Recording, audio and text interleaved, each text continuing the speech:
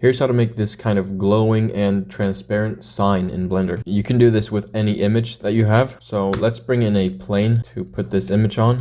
So we'll make a new material and add a image texture, and then just find any old picture that you want to use. I'm going to use this picture of a goat skull. Now let's add a color ramp and connect the image to that. Let's connect it to the base color first to see how this looks. This is a bit stretched, so let's go into edit mode, press U and press cube projection. We can adjust this UV a bit, and if we don't want this image to repeat when the UV gets out of bounds, select clip here. Now we also want to connect this to the alpha, and on the color ramp we want to increase the contrast by bringing up the black a bit, and then we can bring down the white, and something like that should be good. Let's add another color ramp, and this will decide the color of our sign, and hook up that to the emission color down here. Here, if you select the white marker, that's going to decide the color of the sign, and you also have to increase the strength. If we take a look at that in rendered mode, that's what it's looking like. And if we put this cube behind it there, you can see that it's transparent, and that's caused by the alpha here.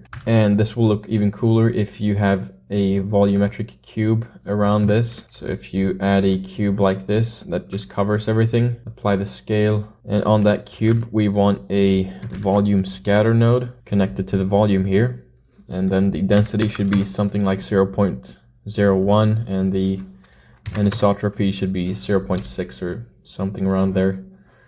And now you can see you get this kind of glow effect around it. And this is mainly in Cycles. It works in Eevee as well, but Cycles is just better. And like I said, you can use any image that you have. You could draw something on a paper, you could draw something in Photoshop, whatever, and use this method, and it'll be glowy and transparent. And yeah, that's all I got. Bye bye.